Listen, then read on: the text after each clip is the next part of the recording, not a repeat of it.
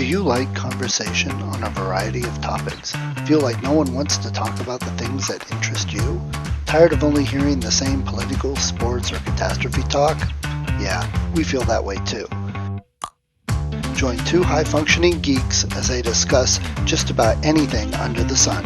We can't tell you what we'll be talking about each week because we don't know where our brains will take us. It will be an interesting conversation though, so hang on and join us. Here comes the relentless geekery. Good morning, Alan. How are you, sir? Good morning, Steve. I'm doing fine, thank you. So let's see. Big news is you went to a very cool convention in Chicago, I believe. Absolutely, the Supernatural conference, and for me, it was a little weird because I'm kind of used to the cryptozoology and cryptid conferences that I've always gone to with Colin. Okay. This was similar to that, but also different. Honestly, I'm not sure if a whole weekend is needed unless you're definitely getting autographs and pictures, because those lines are long and take a while. Okay. So it was more about the people than was there programming? Were there things about, hey, here's the themes of the shows and that kind of stuff? Yeah, okay. Very little programming. Programming mostly consisted of a couple actors or one of the actors on stage answering Q&A. That was really the biggest programming. And the vendors, there was only like a dozen vendors. They were all vetted. So it wasn't a lot of junk and garbage. It was all approved, licensed Supernatural vendors with some good quality stuff, which, you got a fandom with good quality stuff. Take your credit cards. You know how that goes. Yeah. See, but I kind of don't mind there being not a dozen, but 100. I mean, maybe Supernatural by itself is not as big as any Comic-Con, any science fiction convention. You know what I mean? Worldcon is amazing with how much stuff is available. Anyway, yeah.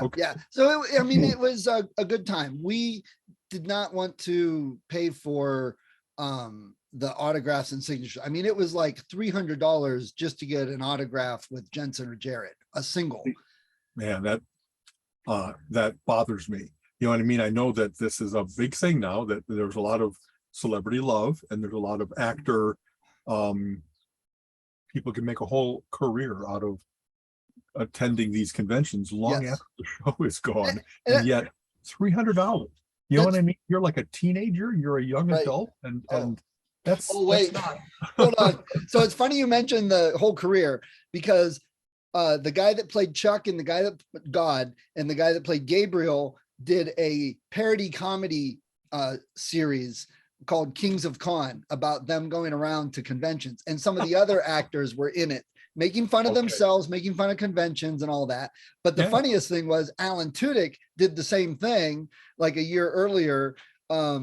And Nathan Fillion was in that a little bit, making fun of himself on the convention tour. So, but I mean, there was probably 4,000 people there, 3,500, I would say, pretty packed at the Donald Stevenson in Chicago. Everything was pretty well attended. Lots of good stuff, but they had an auction. And yes, I agree. I've talked to some celebrities and that without having to pay $300. So to say, hey, let me pay $300 just to get a photo standing next to you that you'll never remember that I was in your orbit. See, that's kind of what bothers me, is that whole idea of that somehow you're somebody because you got to stand next to somebody for a minute.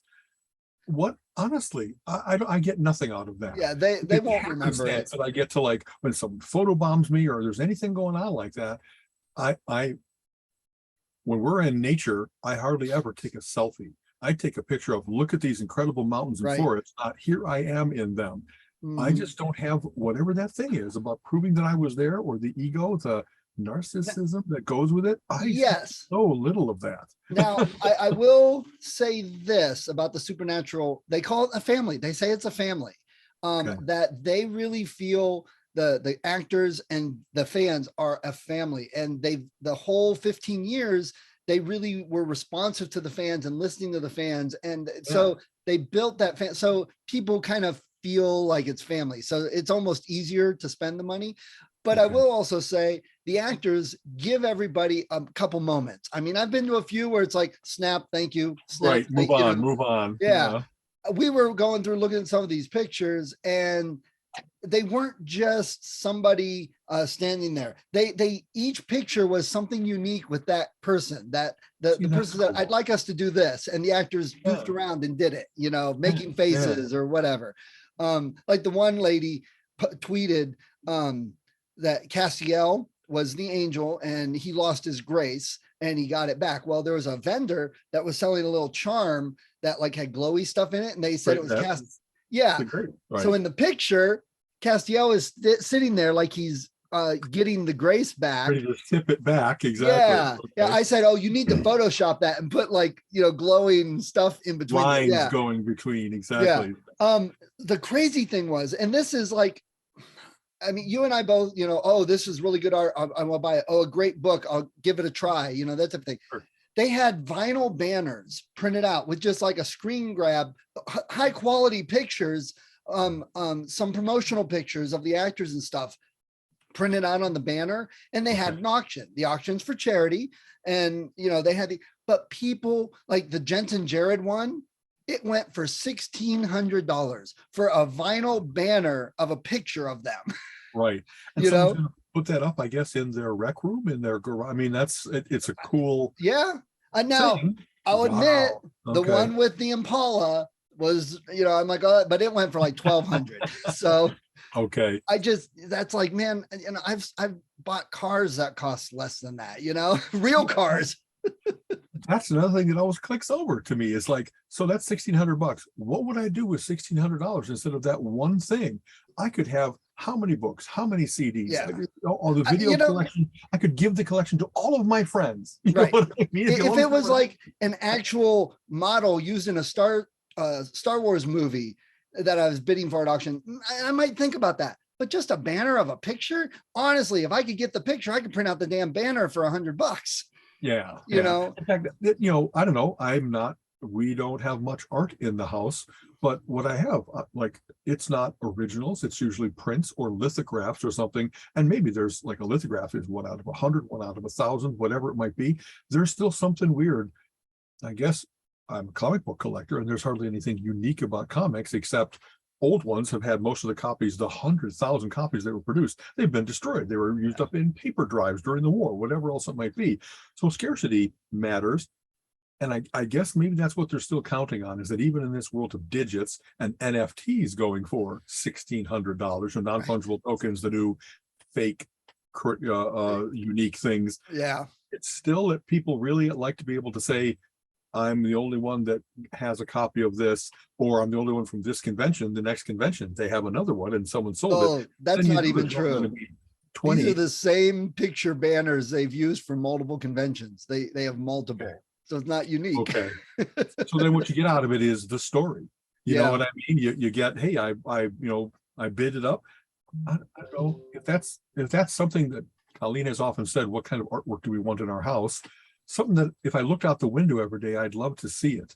So when we see people that have ugly art up because it's a distinguished artist, or I don't know, of course, everybody's taste varies. Not everybody's idea of beautiful is the same. And yet I don't want something that's so like, it's the wrong colors, it's disquieting, it's actively ugly, but it's Andy Warhol or something like, you know what I mean? My guess is if you looked at that print, every time you looked at it, you smiled and you felt good. That's not that bad, I guess, for $1,600. Yeah, you know what I mean? It does seem a little there was weird. a couple kids in the same row that were bidding, and they were excited. I mean, they were like super excited, and they were one of them that bid like 1,500 on one of these banners. And these kids were like 20 years old. And I'm like, holy crap. And the girl goes, yeah, well, I just paid down my credit card, so I guess I'm going to have to pay these off now. I'm like, and the tickets for the convention for general admission were like $330. So it's not a cheap convention. Right, you know, the hotel was like $200 a night. So it was some serious coinage being dropped here. Yeah. The best part of the weekend was the concert Saturday night. That was what I was looking forward to the most. Okay. The guy that played God, Richard Benedict, He's the lead singer and the rhythm guitar in the band. It was so good. I had such a fun time. They are a classic sounding garage rock band, just guitars and bass and drums, Okay. So it was, I had a great time. The music's a little tongue-in-cheek lyrics and fun and stuff. Is it rock songs? Is it filk, like, songs about the show, if you will? Is it Kansas recreations? Because they sure used a bunch of good Kansas in the show. Yes. Were they talented enough to do a Kansas song? You know what I mean? It is mostly originals. Okay. The band started before the show, but now they've become the Supernatural House Band. Got it. Okay. And That's they cool. do have a few songs with lyrics that are coincide with conventions, or like the one because they say when they're going around, they stay in an Airbnb, and they always do rock paper scissors to see who gets the worst room, and the lead guy got in this like dungeon room, no windows, no lights, in a dark basement, and so he wrote a song about it. So it's that type of thing, but again, it's all grungy guitar rock, like which I loved. The cool thing is, during the show's run, they worked with and convinced several of the actors to sing with them. These actors are not singers. They never thought they would, but they come on stage and they have their one song they sing, and it's usually a cover. So there are covers. And I heard that it wasn't just actors going, "Oh, I want to sing a song." It really was the band saying, "We'd love to have you. Let's work with you." And they helped almost train the actors to do that. Very cool. You can look it up online. There's a lot of videos from conventions people have. Okay. I was hoping Jensen Ackles, Dean, would get on stage and sing, but he did not. A lot of the other actors did. But it was still a great concert. Had a great, wonderful time. So that sounds good. I've been surprised. So first, that's very cool. What's the name of the band again, please? Louden Swain, which I guess the name is taken from the lead character from the Vision Quest movie, the old Vision Quest movie. And I think the last name of the lead guitarist. So very funny. Yeah. Okay. And actually, it's time for digressions. One of the ways that, so Colleen and I had any number of conversations in just general Mensa company before we really fell for each other and got together. But one of the things that Colleen said was, where she was amused by me and really wanted to get to know me better, was because I made a reference to that movie where it was so how did you decide what to do with your career? Well, I had a vision quest, and the coyote spoke to me and told me, and she just was so amused by that. She didn't know the Vision Quest reference. She just, that I threw this into casual conversation, if you will, and straight-facedly, not even. So that's a very interesting movie with him versus, not the Hulk. What's the big wrestler's name? Anyway. And let's see, Elizabeth Mastrantonio, I think. Is that who it was? I don't remember. It's been that's because, and she was I remember thinking, wow, when you're young, you find everybody kind of pretty interesting, beautiful, and so forth. And she was one of the first ones that really had me mouth open. Fits the movie. Wow. So anyway, but back to this. So I have loved going to conventions, and oftentimes I don't expect there to be great music. I think it's going to be like when I go to a pinball convention, they'll have video game music, pinball music, and so forth. But some of them, they have really captured video game music, which is really composed well and energetic. It's a big part of the game. And then to hear that in a stage thing where they can actually stretch out a little bit and make it into a jam, it's much better than I expected. I'm always well, I'll just sit here and, sip my sody pop. It's oh, these guys are really jamming. And the keyboardist, always the synthesist, has to really know what's going on in order to be able to capture, but do variations on those things. Yeah. And it's often been much better, where I want to, call somebody on the phone and say, listen to this. I kind of want somebody else to hear this besides me to prove this was really good. Anyway. Right.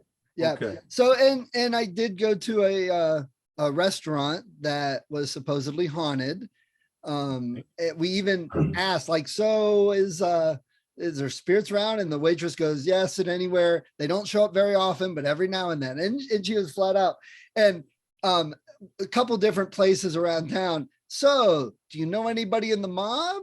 And everybody's like, no, they were all like, no, but then went to the Green Mill Room, which was a small little jazz club that Capone used to frequent, and asked the bartender, so you know anybody in the mob? And he looked at me straight face and goes, the mob doesn't exist any longer. Well, okay, that's the most. Okay, we got you there. I was like, exactly. So That's that was fun. La Cosa Nostra. You don't speak of it, Right, exactly.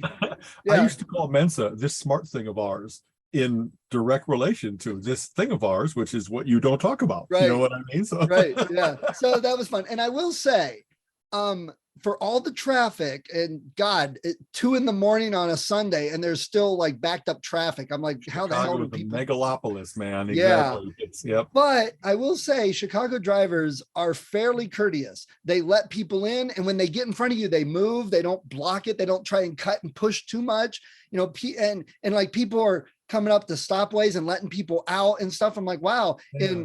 In Northeast Ohio, people pull right in front of you, look over you and flip you off, so right. I will say courteous drivers for the most part. I think Chicago driving is far worse by reputation than in reality. I grew up in Chicago and right.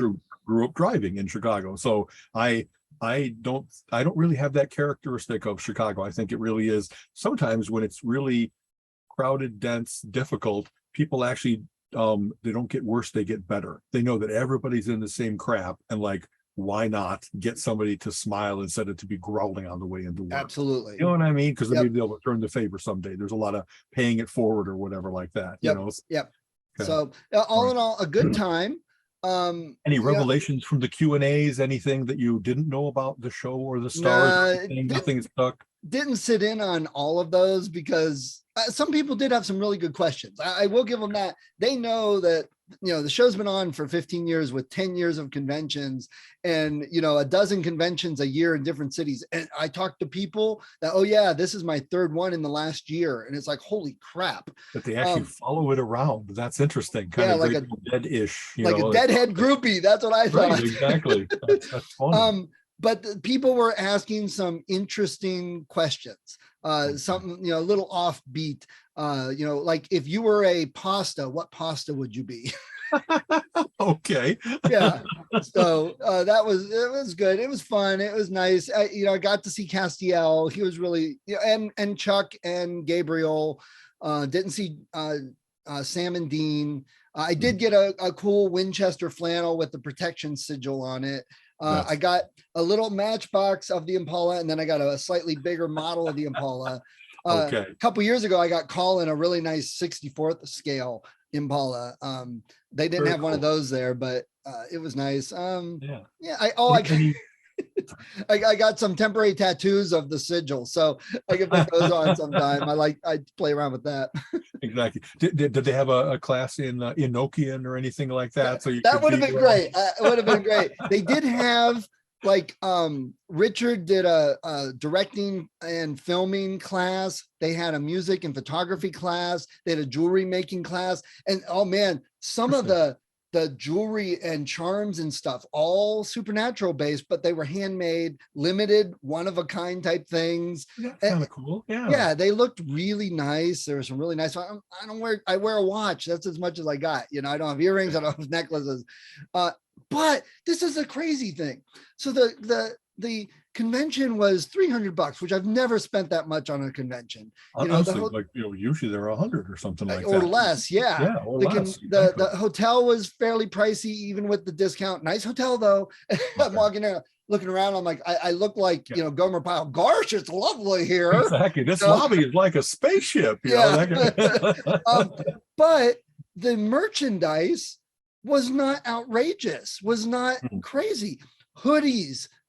Thick flannel, soft hoodies with some whatever on them, $40. That's I could get the same price at Walmart. So yeah. I was very impressed that the prices weren't outrageous for any of it. The jewelry was $25, $40. And I've gone to cryptid conventions where it's a rock with a wire wrapped around it and a leather strap. Oh yeah, that'll be $75. $75. Did your kid Yeah. make it? You know, Yeah. so Well, it's interesting. You said everything was vetted, meaning authorized, but they must not be like what drives the price up, it seems, is the licensing, you know, that Right. somebody gets a cut out of everything that's supernatural approved. right. These were mostly independent vendors, and they were able to do, well, it's themed by, but it's not a direct ripoff of, here's the staff that they held in the one show. You know what I mean? That Right. it's not Yeah. a creation of something that could be licensed. Okay. Yeah. And like the little model car I got, that was only $25. I mean, honestly, I would have expected double that.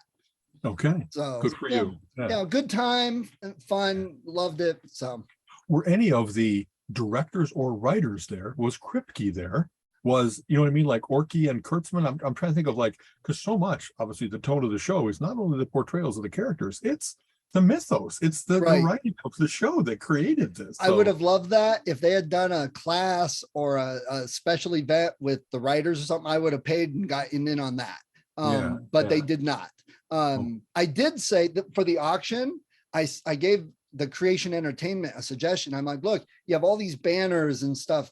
And you could also, they were auctioning off special sessions with Jensen and Jared and autographs and pictures, that it was a little more meet and greet, and they were auctioning those off and stuff. I'm Okay. like, I would, the one thing I would bid on at the auction is, like, during the band's warm up, being able to sit in for a song with the band, not during the concert necessarily, but just Okay. jam with the band during warm up Yeah, or yeah. sound check.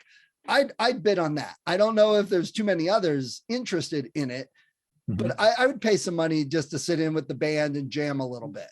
That'd be sweet. That's cool. Yeah. Yeah. So any talk about the spin-offs, the new shows that are coming up that are kind of pre-supernatural, tangential, et cetera, et cetera? There was not, though, like I said, I didn't go to the talk that Jared and Jensen were at just because it was like at 4:00 on Sunday. And I'm like, I'm not going to get back till midnight, you know, and I Okay. got to work. So I That's just, interesting that they would have programming that late. Usually they kind of cut it off at noonish, 2-ish. It doesn't Yeah. go late on the Sunday. it was Okay. all day, Friday, Saturday, and Sunday. That's cool. Okay. I Yeah. think they might have done it because, you know, obviously everybody there would go see Jared and Jensen. But if it's late Sunday, you got people like me that are traveling home, flying out, or, you know, so it cuts and then they're not there for 3 hours with Q&A. I'm Okay. thinking, but we didn't see a lot of Jensen. I think they even changed some of his times, but, you know, The Boys season 3 just came out, and he's in that. And he's working on the Winchester prequel. So Right. he's a busy man at the moment. And Jared's on Walker, and he just was in a car accident a couple weeks ago. You So mentioned it was a bad one, right? I mean, yeah, yeah. So, okay. the And fact I that he just was started to there, watch The Boys and did see he's playing Soldier Boy, as I recall, right? You know, so was it good? yeah. So, yes. The Boys is another one of those things that I refuse to really binge it. I really want to watch like one a day. Well, I want to watch one a week, but I can't. It's really good. But I don't want to just be, oh my God, I was waiting for so long and now it's gone in a day. I can't do that. So Right. what I've seen of him as Soldier Boy is really good. So Yeah. it's kind of a parody, a little bit of Captain America, and maybe The Boys does variations on every single thing. So the heroes are never quite as heroic as you expect, or they're more heroic than you expect, but they all have human failings and foibles, Right. and that makes things interesting. You know Yeah, what I I mean? love The Can't give Boys. people superhuman abilities and have them be a little crazy and not expect weird things to happen. Right. So Yeah, I've got to watch The Boys season 3. I've got to watch Stranger Things part 1 season 4. Obi-Wan is still coming out.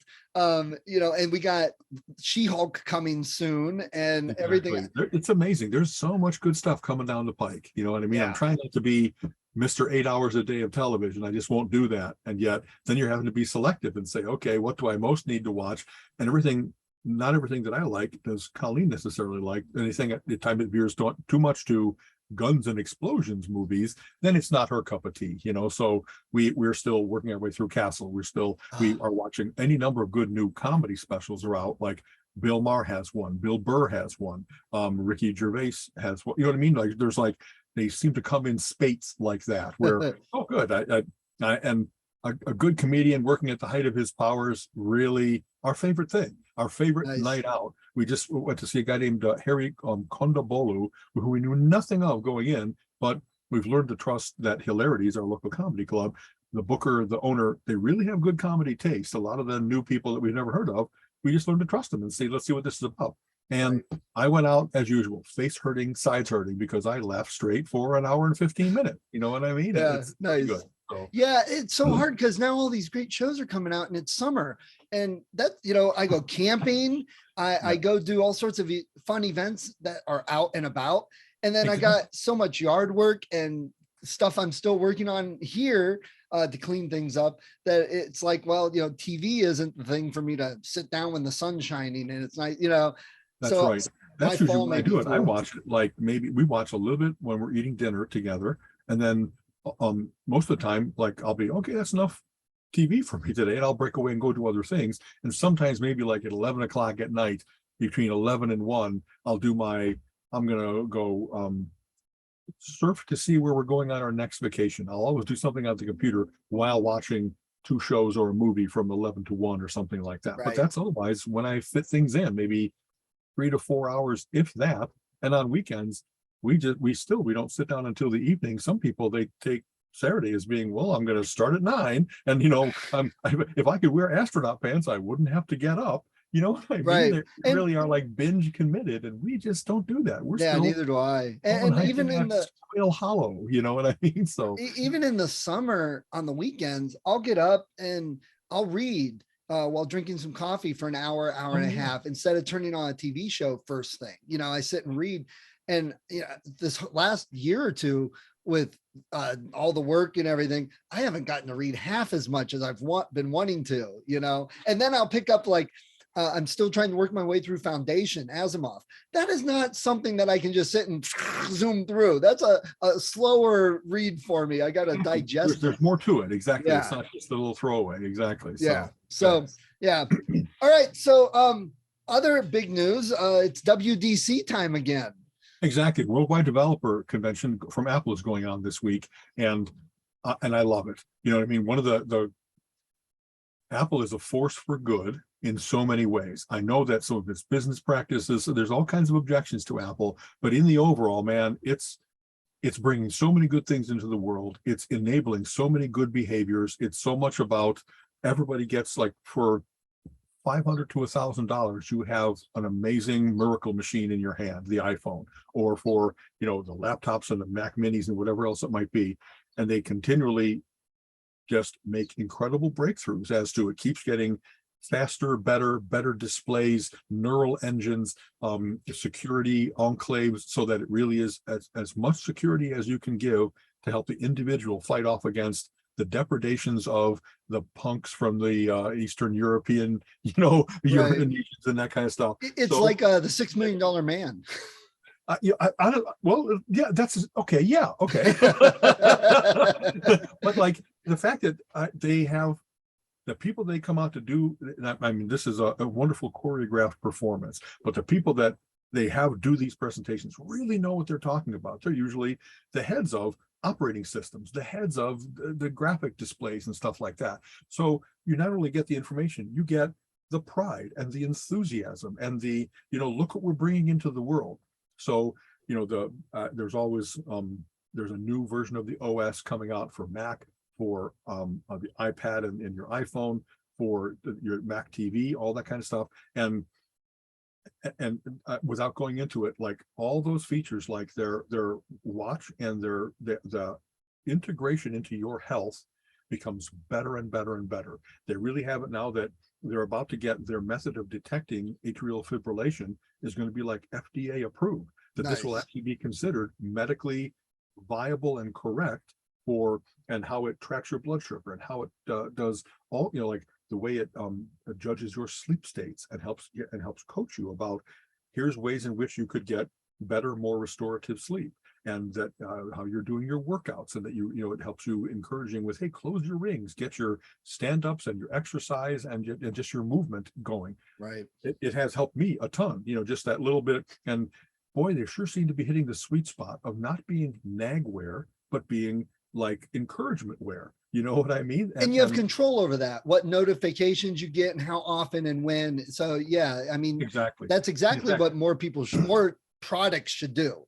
Give you the control.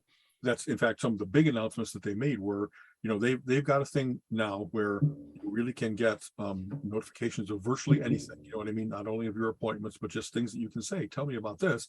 But you also have all the control over, boy, I'm getting more spam email and spam texting and spam phone calls than I ever have before. And they've made it very easy to manage that. So you don't have to hear from too many political operatives, too many people trying to sell you aluminum siding or an extended car warranty or whatever else it might be.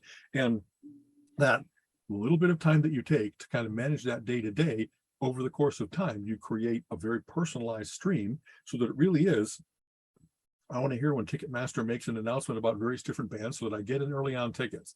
But I don't need to hear about every kind of ticket, and I don't need to, you know what I mean? They really are getting great about not only you personalize it, but using their artificial intelligence, their neural engine type stuff, they are getting, your device gets to know you, and then it's predictive about, hey, this thing coming up, you've mentioned before that you like pinball. Well, there's going to be an actual video game thing, and maybe it's tangentially related. And I am continually pleased and surprised by the Groupons that I'm getting are less and less generic and more, I really might be interested in that. And just getting away from spam and just mass marketing the deluge of crap that you have to deal with every day. It's worth that little bit of an investment to get it getting to know me and making it much more tuned to me. I love that. I really do. Nice. When they talk about how they're coding it is fascinating. You know what I mean? That so much of this is not, it took geniuses to figure out how to set up the APIs and the capabilities that they have, the frameworks, but then there's all kinds of different apps that are saying about health, about food, about activities, about family. I am not so much interested in this, but they are very good about how to have different members of the family have different access to different things so that parents really can help their kids stay in contact, be exposed to the right things, but not things that they're not ready for yet, keep them safe. They're so good at anticipating what the better world should be and then creating the ability to be in that better world. Right. That's kind of how I vote with my stocks is, what's the world that I want to create? I want there to be better health, better security, better financial things put in the hands of the little people, not just the oligarchs. And Apple is helping to create that world. It might be that it's not the cheapest solution, but you know what?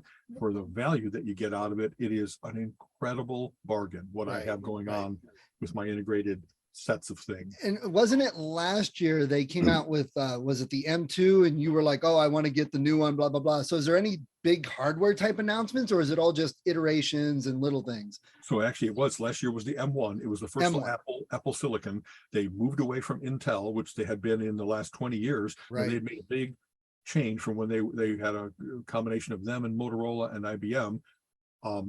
Then they did Intel for a long time. And now this is another fascinating topic. As you know, you can do things in emulation, where they run in software, the capabilities of older chipsets, older machines. So that's why you can still have the multiple versions of Windows running on a current Windows box, because it can say, make me look like Windows 95 because your app requires that.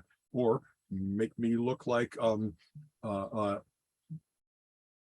whole different platform. Mm-hmm. Give me the gaming console. Give me the So they have done, not only they're changing to Apple Silicon, but the transition is seamless in terms of all the different vendors can make their apps work directly on Apple Silicon, or they'll go through what would you call it, kind of a translator that makes it so that all the Intel stuff is appropriately run on Apple Silicon without them having to change a word of code. Or if they want to tune it, then they can by using various different things that are more directly writing to hardware and so forth. So the M1 was last year, and indeed my Mac Mini is an M1, and it's bigger, better, faster, stronger than anything I've ever had before, graphics wise, processor speed, memory throughput, etc. Now there's the M2, and indeed it does improve on the M1 in its 15% faster overall, 40% faster in graphics. It has new capabilities in its neural engine and its how it handles memory. And especially what they're really good at showing is power efficiency. The amount of capability you get per power is 4 to 5 times better than anything Intel has going. You know what I mean? Like Wow. at its peak, it really is using a fourth of the power, or how fast it can go is back at 60%. It's 60% plus compared to what the best that Intel can do. Wow. So Nice. at Intel and AMD and that there's a whole chipset family nowadays of which are Intel compatibles, if you will, right? And so it's very cool. and for years, like with work, people are saying, hey, I need a new laptop or desktop, mostly laptops. Will this handle what I need to do? I'm like, man, for the last 15 years, there isn't a laptop out there. Even Chromebooks can handle almost everything that we do. I mean, we do email, we do spreadsheets, we do web surfing, and, sometimes Zoom meetings and stuff. Everything can handle that. But now, with all the AI stuff being built into the tools, you do have more processing. But even though some of it gets offloaded to cloud functions, there is a little bit more power needed for some of these big capabilities that are starting to come out. Yeah, and actually, you have to get into processing theory to understand just what cool things and how powerful they are. Now it's not a single core; it's usually 8 to 10, right? And so there's a whole bunch of parallelism going on. And the smarts that say it isn't just brute force try things; it's more they learn over the course of time what operations from what apps, like big graphic processing apps, the Adobe Photoshops of the world and stuff like that. They've embraced parallelism so that things that used to take like a rendering farm to do for Disney, now you can do them on your home machine and in 15 minutes instead of let it run overnight. Right. So, man, they've really made incredible advances in terms of those things. And again, the fact the product announcements that they made were both the MacBook Air and the MacBook Pro are now going to be M2 related. And the MacBook Air, it really is like, if I remember right, it's where you can fit it into a manila envelope. Jeez. You know what I mean? A computer you can just and it has no fans. It runs so efficiently that despite all that power, it's not like holding a waffle iron in your hands. It has no fans. The MacBook Pro is more powerful and does more things. So it does have, and their whole fan system is itself brilliant in terms of they show you the air pattern that they have of going over the face of the motherboard and exiting and stuff, and that it's the most efficient way you can do that kind of cooling, so that you're like guaranteed that you can't overwhelm what the system is capable of. It will not let itself have any kind of heat prostration. You know what I mean? So when they talk about the AI stuff, like you said, the kinds of things that they're now able to do, here's a fascinating to me. Passkey is the next thing they're going to work with. Instead of passwords, instead of all the problems that people have with passwords of I have too many and I can't remember them all, or I use one everywhere and that creates a huge security exposure, or we have exposures at the server level. We're up 500,000 passwords are now in the bad guys' hands. They've done it now where you're going to be able to have biometrics, that is usually the touch of a fingertip or your face. And for every single site you'll go to, you'll create a passkey that is on your machine, not going to a server. It's one-time encryption so that it's based on your biometrics, and you'll be able to always have security at every website, every application, with only biometrics, and that quick of not, you don't have to buy a dedicated dongle that you put your finger into that's going to read, etc. You don't have to stare in with your retina like you do in the old science fiction movies, and then you can steal somebody's eyeball, but I digress. And you know what I mean? Passkeys are going to change the world in terms of how much more secure they're going to make everything, based on you can't steal someone's device, you have to steal the person, right? And all the hassles of passwords are going to be over the course of time as people convert to this and start using it. I have too many passwords or too many repeated passwords. I know I've done a bad thing, and yet I am enough all over the web, and I want the convenience of being able to save some information for all the flights I've been doing, payment information, which especially is a bad exposure.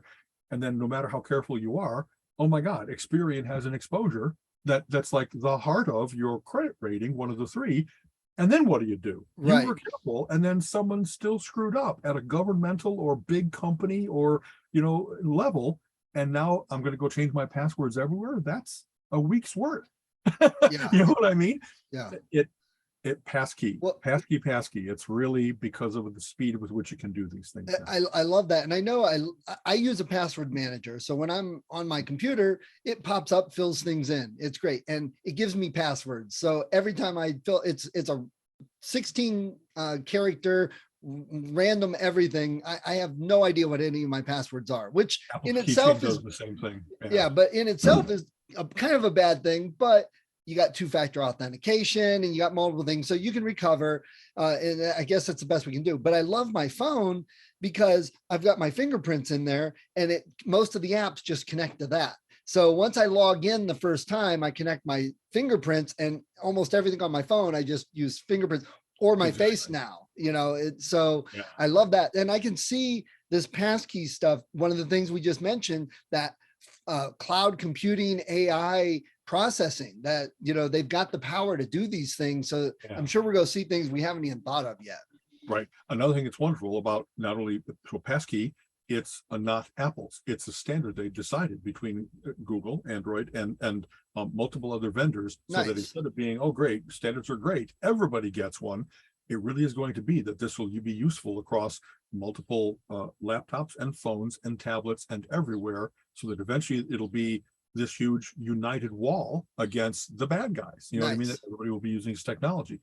They also talked about for home stuff, HomeKit is growing, automated homes, all the benefits you get from having a smart thermostat, smart lighting, a smart security, that kind of stuff, that now there really seems to be, they've announced this multiple times before, so I have to see about adoption, but the world continues to say, it's really not a good idea to have 5 different standards out there. Can we all get together and really work out what we want this to be? Proprietary has some benefit, but it really is not the way to go if you're going to try to get widespread adoption. Right. So there's a standard now called Matter for HomeKit type stuff, where everybody's going to have the same way of talking to your light bulbs and talking to your washing machine and all that kind of stuff. So I love the fact that they are not only trying to do things for their own aggrandizement, but they're really seemingly trying to like, hey, everybody, let's work on this together.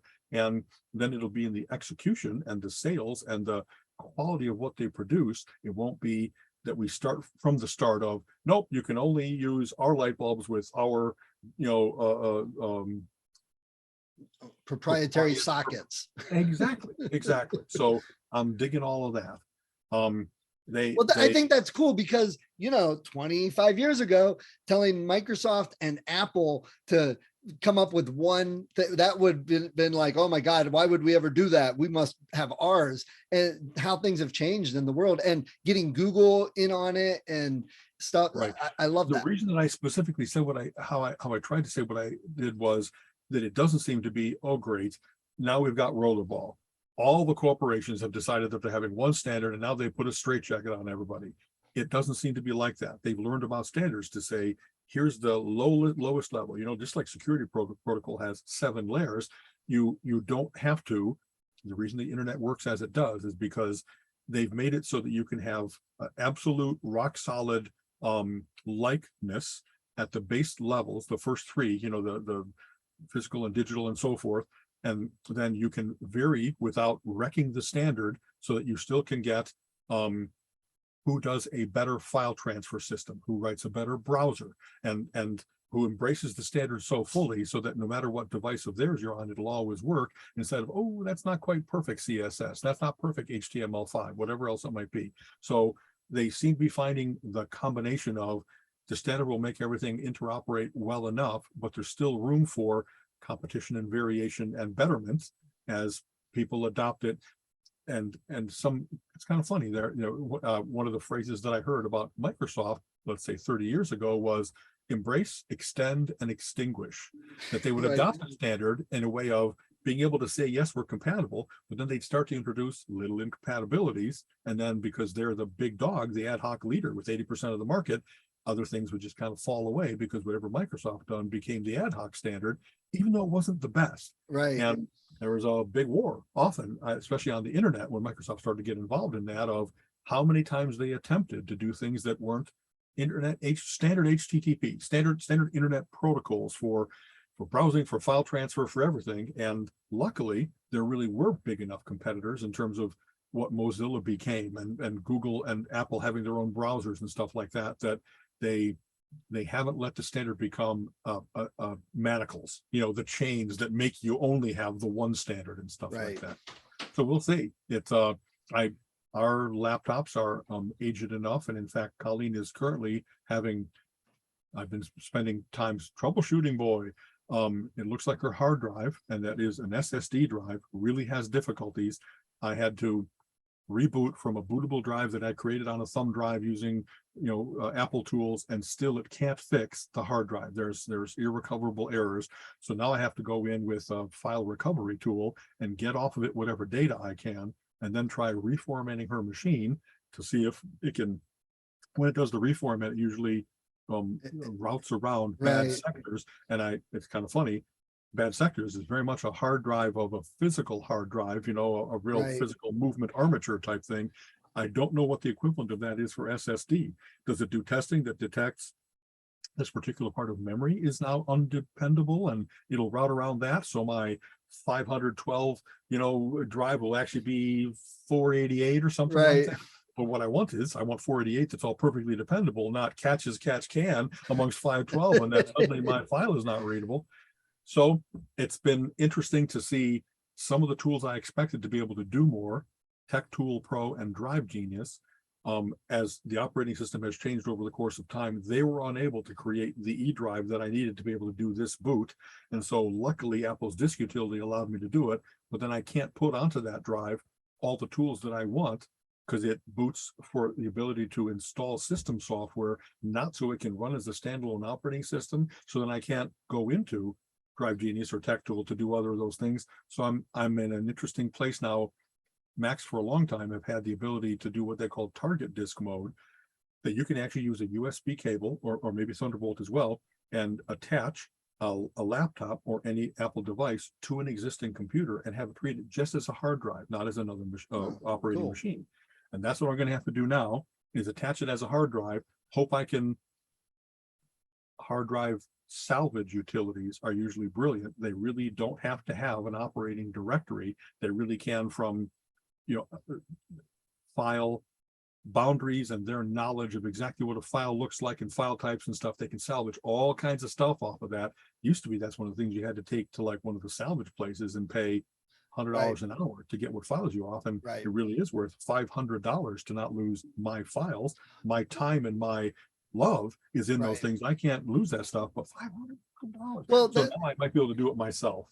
And that's another thing that's changed that makes working with computers really nice for most common people. My phone, my laptop, my desktop, the browsers, a lot of the apps, Xbox, it's all cloud saved and backed up, and whatever your profile, your account is out there. So when I get a new desktop and I connect my account, it's like blah, blah, blah, blah, and all the apps come back and the settings back. Exactly. Yeah, and my phone especially. Google does that with and the Xbox. I got the new Xbox X, and all I did was put in my account, and it set up the desktop the same, or the home screen the same. It put all the apps are accessible to download again. It makes life, what people just don't realize, man.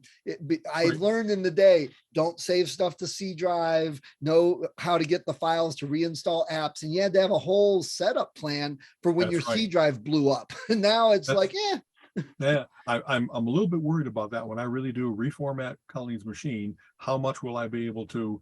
It's not just a matter, as you know, putting the files back on it. When installers run, they do all kinds of things to put files into various different profile and preference directories in your operating system. So it might be that I have to do a whole bunch of reinstalls, and so we'll see how much that's involved.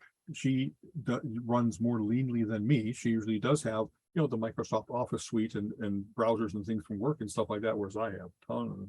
I have lots of stuff on my machine that she does not. So I'm hoping, because it's less complex, and actually I have a tool called Mac Updater that keeps track of what I have on each of my different machines, and I'm counting on that being what would be useful for retemplate this machine like the old machine with all the guys that I had installed, and hopefully it'll just be hit one button and come back in an hour and it's downloaded tons of stuff. Right. we'll see. Okay. Yeah. Yeah. So that's definitely a newer feature. So it'd be nice to see with the new 5G, with all the cloud computing, if that changes, that you really could, that it's all the operating systems, this would be the ideal, that you have certain settings and programs and whatever. So I sit down at my computer and log in and I get my settings and my bookmarks or whatever. But then if I came to your Apple and I logged in, it's a profile. It's a that covers everything. My phone. So they travel with you. They've got platform. Yeah. They've got some of that. Like I've noticed with my phone, I can actually send messages from my desktop. And when I copy something on the desktop, if I go to the phone, it shows up that I can paste it down on my phone. So they connect it that way. I know if I look something up on Chrome, I can send it to my desktop. And when I come home, it's then open. So, those things are coming, but it'd be nice to have this universal profile. Right. It's, I don't have much experience of going from Apple to other platforms, but in Apple, they have a thing called continuity where it really is, no matter what you create, your bookmarks are continually syncing. You could be like watching a TV show on your phone, and then if it detects that you're now in the same place for long enough and there's a better display, it'll say, hey, would you like to watch that on your bigger monitor? There's a whole bunch of stuff that it really is smart. You can use a tablet as an extended monitor for your thing. It does all that kind of automatically. Right. And nice. I love that self-awareness, and I love that it offers you options instead of forcing it to be a certain way. Whenever something goes funny, of like, why does it think this is my main monitor now? Here's where my menu is. Now it's on the other monitor because I run a multiple monitor thing. It's like, I don't think I did anything to initiate that. It's actually kind of shocking to have it not only do it for you, but to do it wrongly. It knows this is my main thing, right? It knows that this is where, no, it doesn't. It makes guesses sometimes still, I guess, you know what I mean? So, oh, well, here's a cool thing that I saw. I have, most laptops have a little built-in camera and the fidelity is good enough to have Zoom sessions. Whereas not every monitor, mine don't have a little camera on top of them. Big TVs might. So I have a dedicated camera and microphone. That's how we do our Zoom sessions. And it's got good enough fidelity that I look pretty good and picks up my voice pretty well. They will now have it that there's a little clamp you can get for your iPhone, and you put that on top of your monitor. Wow. And it is that ongoing FaceTime, Zoom camera, and sound pickup. Well, that's cool. So you won't even have to have a dedicated, that can be always your conduit. And I this is kind of amazing. It has now the smarts in image processing. So I've been to a couple things where I'm learning about how to cook, especially cook more healthily, because I'm fighting diabetes. And they usually have, here's the lady, she got a Zoom camera looking at her, and then she's got another camera positioned above that's showing the stove on which she's cooking, and here's how she's stirring her pasta or whatever else it might be. Your camera, your iPhone on top of your monitor is going to be able to take at that steep angle down onto your desktop as if it's that overhead camera. It will automatically go back and forth between your face and hand movements so that you can have that one device for, let me show you what I'm drawing on my tablet. Let me show you what I'm cooking on my stove. Like the fact that I'm not trying to think whatever that steep angle is, the isomeric projection, that it's all wrong at an angle and it's all, it's skewed.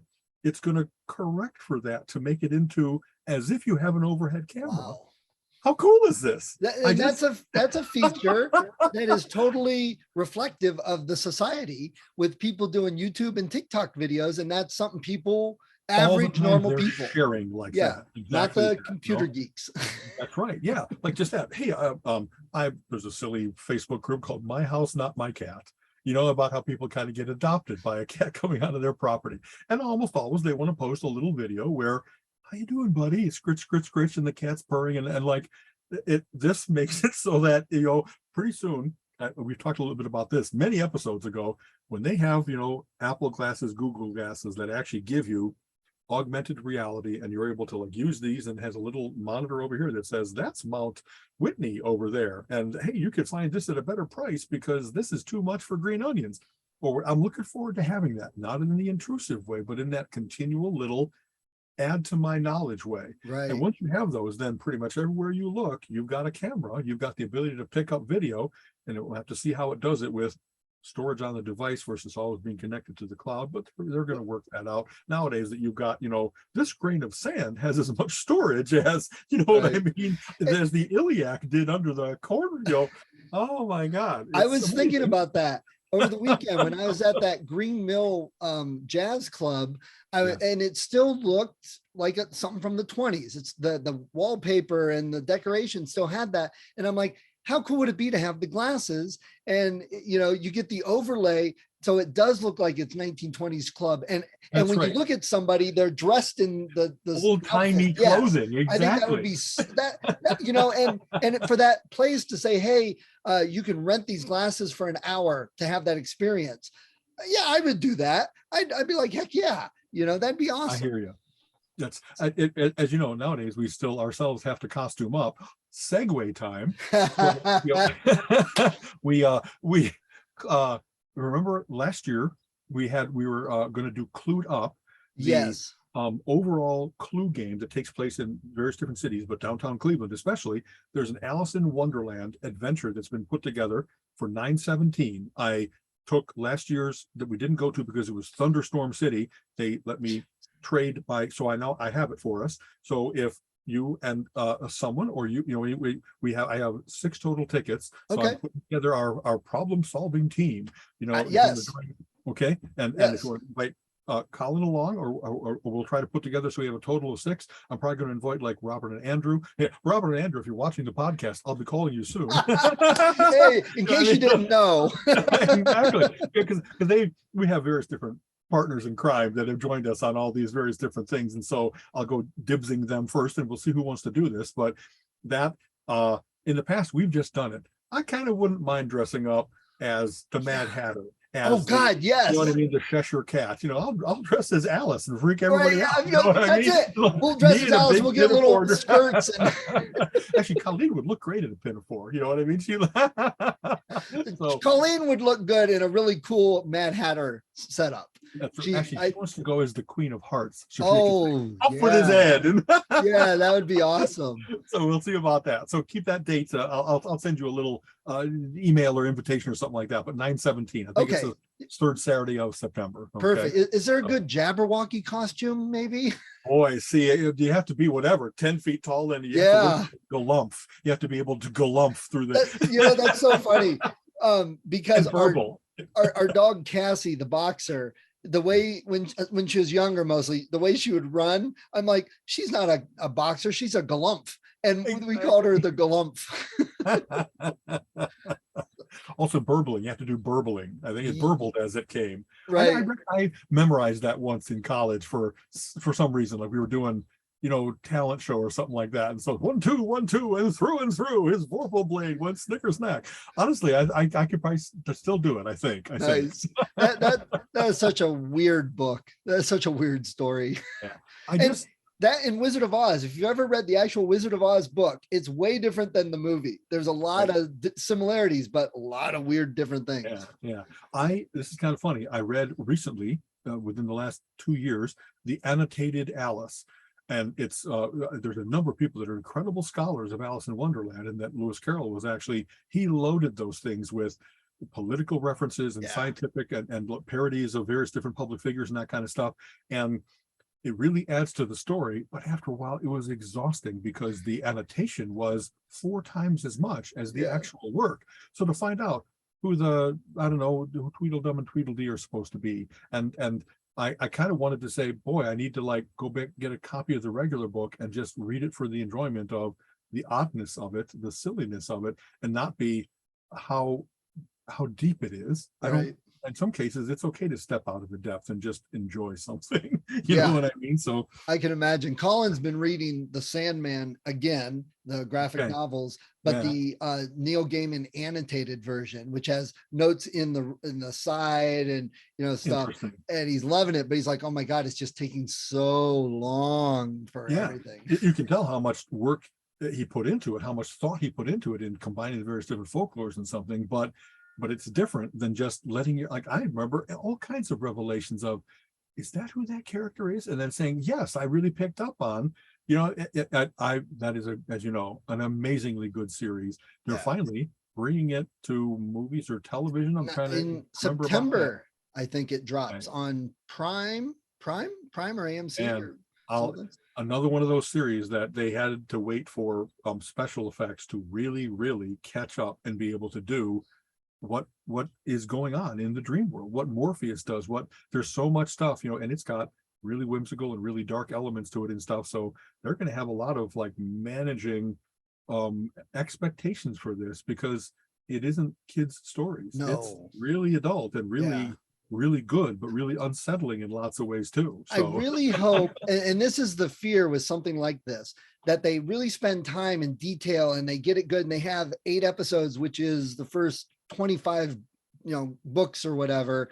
right. And you're really into it, but not enough people get it. And they're like, we're going to cancel it because nobody's watching it. And then you're like, or worse, that they go, well, we don't know if we're going to get any more, so let's cram as much as we can in there. And then it loses something and it's not as enjoyable. Right. So I don't know. It's going to be a touchy thing. That's it. I still, when I see Thor, occasionally call him Mr. Shouty because of the Sandman.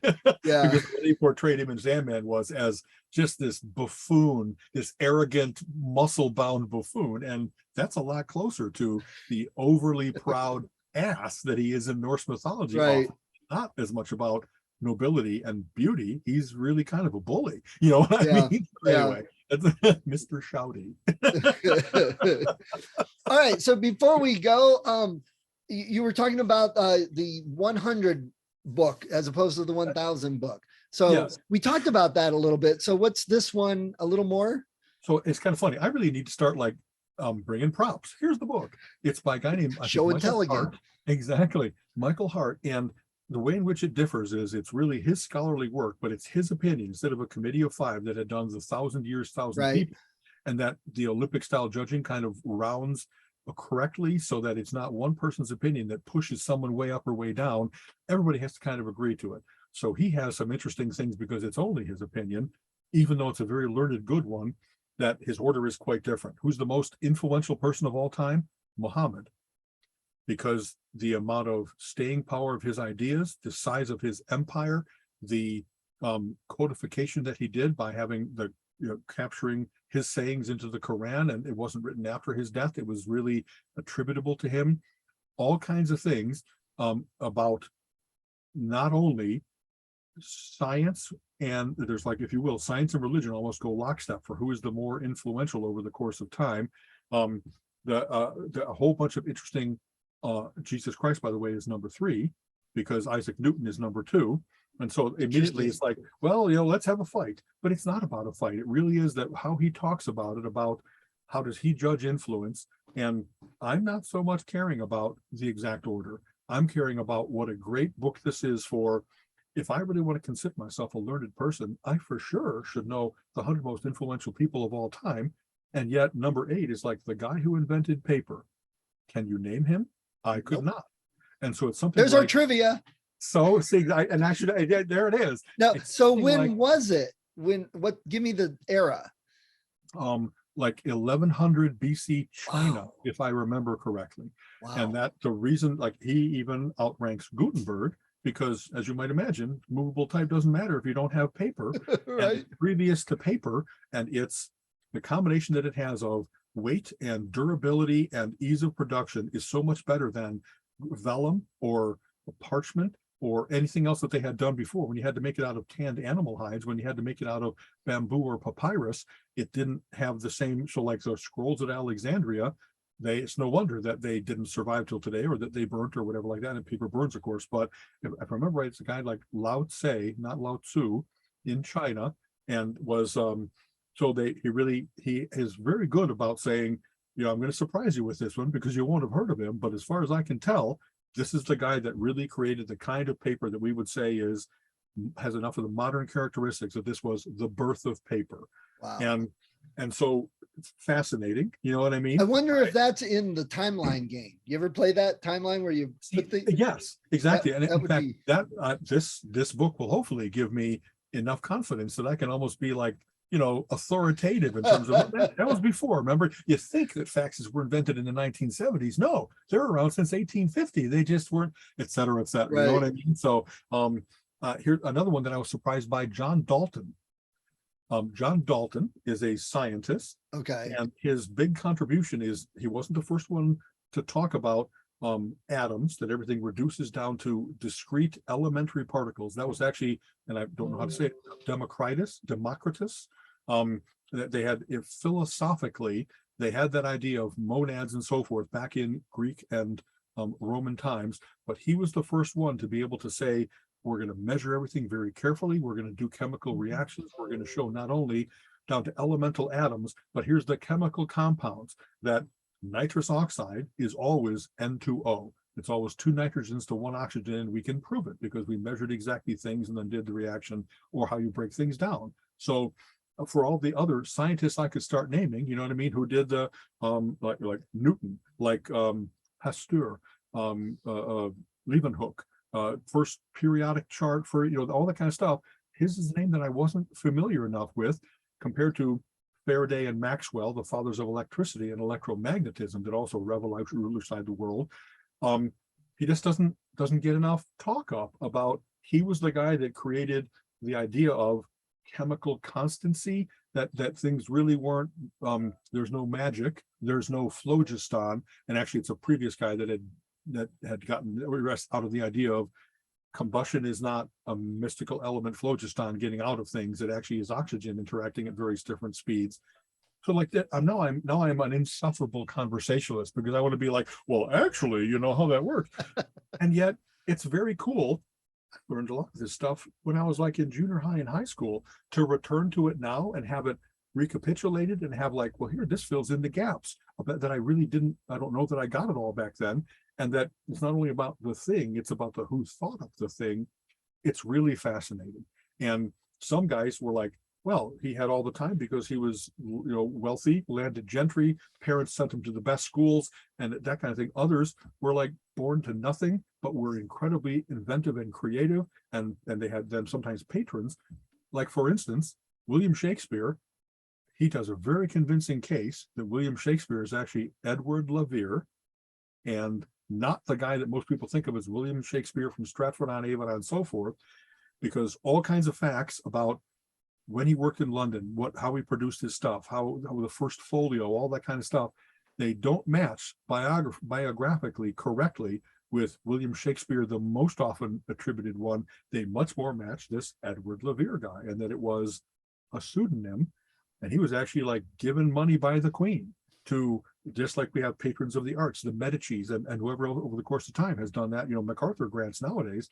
So he spends a lot of time defending his theory that it's this guy, but like, you have to be, who has had more of an input on literature, on popular culture than William Shakespeare. You know what I mean? So maybe Shakespeare was kind of like Batman or the Dread Pirate Robert, that it changes over time. And they did. He discusses that. There wasn't actually a series of people who wrote pseudonymically under that, and know that it really was, he thinks almost all this guy's work, the sonnets and the plays and all that kind of stuff.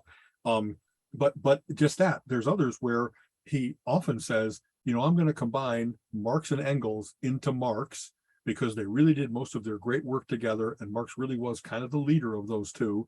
Same with Orville and Wilbur Wright. They're kind of inseparable. You might want to give them 2 entries if you're really going man by man, but they invented flight together and took turns making the flight. So it wasn't like one was the ground guy and one was the air guy.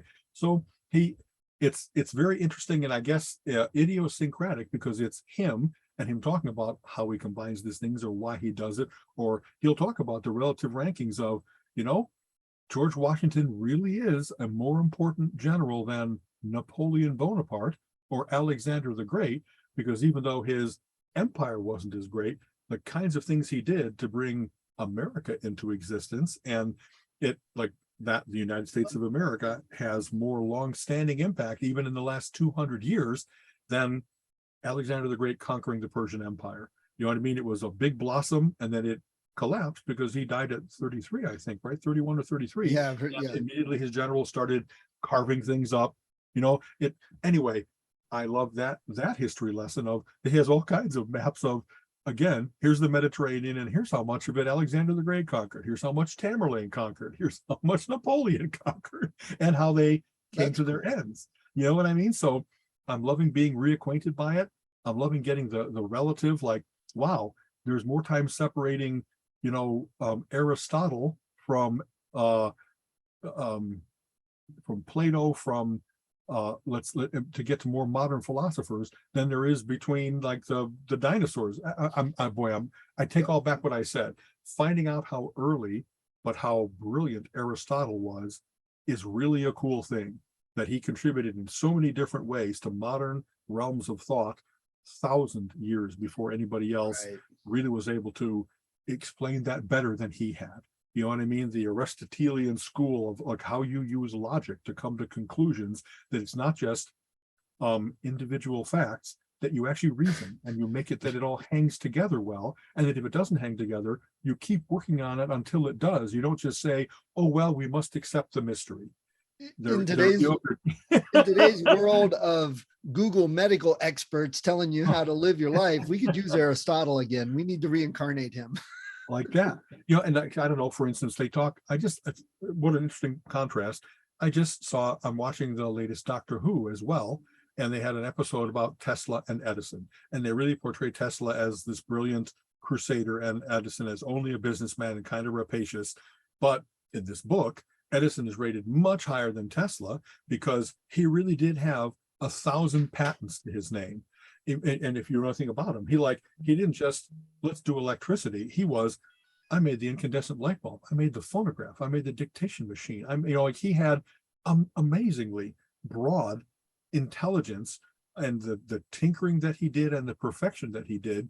He was the first one to know that you can get in a vacuum current to go from wire to wire without the wires touching. That's the whole vacuum tubes and incandescence and fluorescence, a lot of things that are absolutely modern society. He was the guy that electrified New York City and showed that you could tape electricity and put it in people's homes and not have it be lightning bolts coming down to kites like Franklin did. You know what I mean? So sometimes it's that the people that were able to take a previous body of work and really codify, this is how gases work, this is how electromagnetism works, make it into a series of equations that not only give it explanatory but predictive power. I mean, that's the heart of the scientific method, is that you understand it so well that you can say, this is how it should work if we try this next experiment, and behold, it does. Or, it doesn't work exactly. What are we missing? What are we missing? There's still something wrong here. It's very heartening about how ideas transfer through society, how science transfers, how religion transfers. I'm only on number 36, and it's fascinating. And I love books like that because you can read one or two and stop for the day. It's exactly.